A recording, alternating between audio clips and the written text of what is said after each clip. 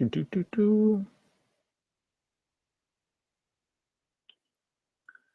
everybody. It is a little before noon. We'll get started here in a little bit. I just need to get all my interwebs fired up here. A little before noon. We'll get started here in a little bit. All right.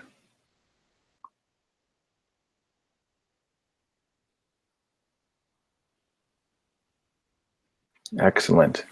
All right, T-minus a minute and a half here, folks, and then we'll get started. I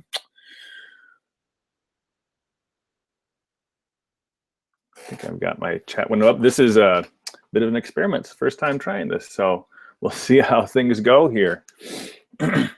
Thanks for being here. Hold on just a moment. Everyone doing well today? If you haven't done this before, I believe, assuming that you're on YouTube, if you go to the chat window, which should be to the right of the chat window, it might be behind, or not behind, below the chat. If you, depending on the size of your group text. Hold on, I got a message here. Might be below, but you can join in there. Awesome. Hi, Peg. Thanks for being here. Great, it's about a minute after. And yeah, we're just gonna jump in here, folks, and peel out anytime you want to. I'm sure there'll be some folks joining in as we go. My basic idea here is, well, let me say a little bit about myself first. My name is Andy Zimney. I'm the founder and principal at Leading Off the Cuff, and I work with teams and individuals, coaching them to think more productively and work more creatively, or vice versa. And I do that in a variety of ways, through trainings, coaching, speaking, etc. And one of the things that I spend a lot of time doing is helping people get a little clear about designing their goals so that it'll move them even faster towards the sort of success and that they're looking for in their best work. And that's one of the things I want to talk about today. The primary thing I wanted to talk about today was goals, and specifically the midterm goals. So my plan here is to share some of my thoughts on the subject, and then I'll probably spend 5 or 10 minutes doing that. And along the way, if you have any questions, feel free to jot them down in the chat window on YouTube, or if you're on Facebook. Looks like some folks are commenting there as well. I don't know how much of a delay there is between my video feed and when it gets to you and the chat stuff. So if there's a bit of a delay, forgive me for that. But really interested. This is, I'm trying to do something that's not a typical webinar here. I hope you can tell a little more informal. So feel free to interrupt with any thoughts or questions you've got along the way, and hopefully this can be as collaborative and as interactive as possible. So let's get right into it, all right? I have found in working with folks that we're talking about goals, there's really 3 horizons of goal setting that I kind of want to talk about. The most immediate one, of course, is just our daily goals. We get up every day, and my guess is just about every one of you could, without thinking too hard, tell me a list of 3, 5, or 30 things that you're hoping to get done today, whether that lives on some actual list that you keep, or it's in your brain, or on a smattering of post-it notes. We all have those daily goals, and those are really important. They can be a liability as well, obviously, because I'm sure we've all had the experience of not getting to as many of those goals as we wanted to. But we're all familiar with those sort of daily goals. A lot of folks that I work with also, especially with their teams or organizations, have got a decent sense of maybe some annual goals, and those can vary as far as how specific they are. But when I ask folks, what are you hoping to accomplish over the next 12 months? Where do you want to be a year from now? people have often, not always, but often given some thought to that sort of year-long horizon. What's often missing is if I ask folks, where do you want to be 3 months from now, 2 or 3 months from now? What are your quarterly goals? That's often a gap. And I think it's a really critical gap, actually. It might even be the most important horizon of goals for us to set. Because in the day-to-day, we can get swamped by everything that pops up. An email inbox can be a project in and of itself. And the annual goals are really important because they force us to look out longer term and be a little more aspirational. But when we're 11, 10, 9 months out from those goals, they don't have the same kind of urgency. So having quarterly 3-month goals can be really, really a huge boon in getting more of what you really want to get done. So that's what I want to talk about today, is setting those quarterly goals and setting them well. Another take on this is I kind of compare it to a road trip. If you're climbing your car to go on a road trip, there's also 3 horizons of information there, okay? Of course, you probably have some destination. You're driving to Denver on the road trip. So knowing where you want to go at the ultimate destination is really important. On the more immediate sense, or the daily version of this, is the dashboard or your GPS, right? There's a lot of really important information that you need to attend to there as well, as far as where the gas gauge is at, what your speed is at. These days, I know I certainly rely on my GPS. But if you've ever, and I've done this, made the mistake of trying to drive the GPS instead of trying to drive the road, you can get into trouble real quickly. When we're just focused on the dash, we're not looking down the highway. We're not thinking about the next pit stop. The gas gauge is really important, but it changes. It's a dynamic situation. If you're running on a quarter tank of gas, and you're just running to the grocery store, that's not a big deal. If you're running on a quarter tank of gas and your next stop, rest stop, isn't for 200 miles, well, it becomes a much bigger deal. So you need those sort of incremental pit stops, those goals along the way. Great. Most profound experience I had with this in sort of a non-work setting was actually a few years ago when I was training for a marathon. And up to not long before that, I always hated running. I had tried it several times. And anytime I went more than a few blocks, I was just miserable and really, really struggled with it. And for other reasons I won't go into now, I got into running and within about a year decided I want to try and run a marathon. And I ended up finishing that marathon. It was a lot of work, but looking back, it was the most profound lesson I've had in the power of those short-term but aspirational goals. So between when I started training and when I ran the marathon was about 3 months. And I did it very consciously knowing that I was going to have to make some trade-offs for those next 3 months, that I was going to prioritize the training and that marathon for those 3 months. And then, and this is, I think, really the key, at the end of those 3 months, after I got to that deadline, I could pivot. I can make a new decision. I could decide to register for another marathon. I could decide to never run another block again, or I could do something in between.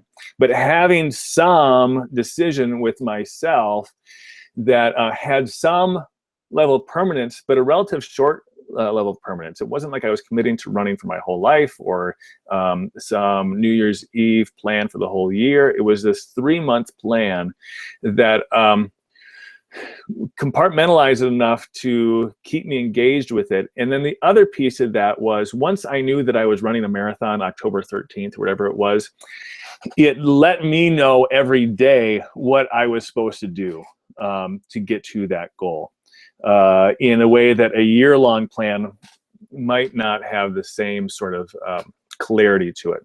So For me, that meant Tuesdays, Thursdays, and then either Saturday or Sunday, I was doing a run, and I had sketched those out. So how do you parlay that into the other arenas and set some quarterly goals for yourself that tie to a longer term vision of what you want to be doing, and are aspirational and push you so that it's measurably closer towards the overall success that you want to get, but also are immediate enough and specific enough that they can really help you figure out what you're supposed to do today to get there. Because again, our biggest liability in all of this stuff is that we wake up every morning and we've got 100 emails in our inbox, and we've got 50 post-it notes on our desks, and there are a million other things that we could be doing. How do we prioritize what's most important? So having a 3-month goal is part of that, or a set of 3-month goals, but not having too many of them. So sometimes, some circles, you'll hear these quarterly goals called rocks. What are your rocks? My recommendation is that you likely will have 3, 4, but not more than 5 of them. And articulate those for yourself very specifically, and then make them visible.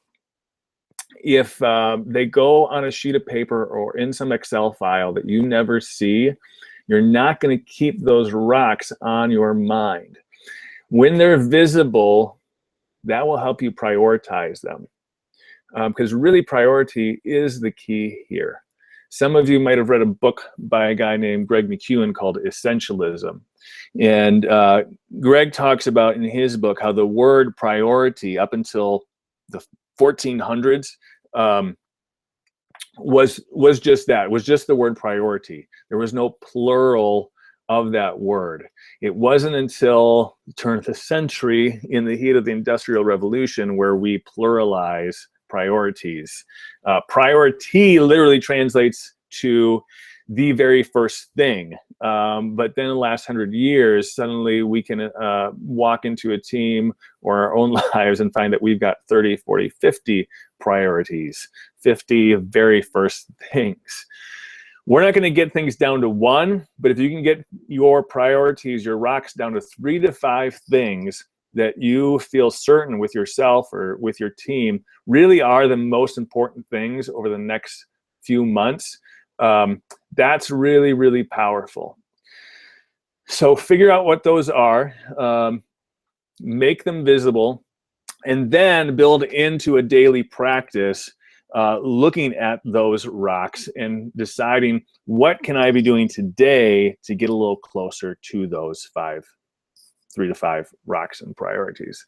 Most days there will be something incremental that you can be doing. Some days there might not be anything. Something might be on hold for the next week, but you know when you show up at work on the next Monday, you're going to pick up the string on there. But having that little tighter filter of, first, I look at my rocks and figure out what needs to happen on those. Worry about everything else later is a great, great, powerful way of getting you closer to your ultimate goals. So one more story, and then if folks have questions or ideas, or if I can be helpful with some examples, please, like I say, type them into the chat windows there. But I came across a story recently about Warren Buffett and one of his employees. They were having a conversation, and his employee was having, the same issue we all have, and that there are a million things he could do. And he found that he wasn't being nearly as productive as he'd like. So Mr. Buffett said, do me a favor and take a sheet of paper and write down the 25 most important things that you could be doing this week. So a staff member does that and brings it back, and Warren says, okay, great. Now take that list. I want you to make 2 lists, an A list and a B list. On the A list, put the 5 most important things on that A list and put the other 20 things on the B list. So after a few minutes, the employee does that, and Mr. Buffett says, great. So now you have your 5 most important things to do. What are you going to do with that list? And a staff member, reasonably says, those are the most important things. That's where I'm going to put my primary focus. And he says, great, absolutely right. Your B list, what are you going to do with your B list? And the employee says, well, those things are still important. So as things proceed, where I can, where I find some time, I'm going to try to make some more incremental progress on that B list. And Mr. Buffett says, wrong. That B list is not your second tier priorities. That list is now the things that you work the hardest to avoid. Those are the biggest threat to you getting your most important work done, the stuff on that A list. And I think there's so much truth in that. We get distracted by some trivial stuff like getting caught up in some YouTube stream or a Facebook or Twitter feed or watching a little bit of TV. But really, what's the bigger threats to our work is not the really trivial stuff. It's the kind of important stuff. So again, having those rocks, that short list of 3 to 5 things that doesn't live out a year from now, that you can keep kicking down the road, but has a little more proximity, that will hold your feet to the fire, that you can do something about today, and attacking that stuff first before you attack any of the B list stuff. That's how we get our best work done. So those are some of my thoughts. I'll hang out here for a little bit. Like I said, this is pretty informal and just sort of a little crash coaching course. If folks have any ideas, thoughts, specific questions, go ahead and put those in the chat window. If you need to peel off, thanks for dropping in. I am excited to have you here and excited about this work that we're doing. If you're interested in having more conversation about this individually, drop me a line anytime you want at andy@leadingoffthecuff.com. All right. Thanks, everybody. Like I said, I've got a little time here. If you've got any questions or comments, I'll hang out. I think there might be even like a 30 or 40-second delay here on some of that stuff. So we'll just sit here in awkward silence for a bit.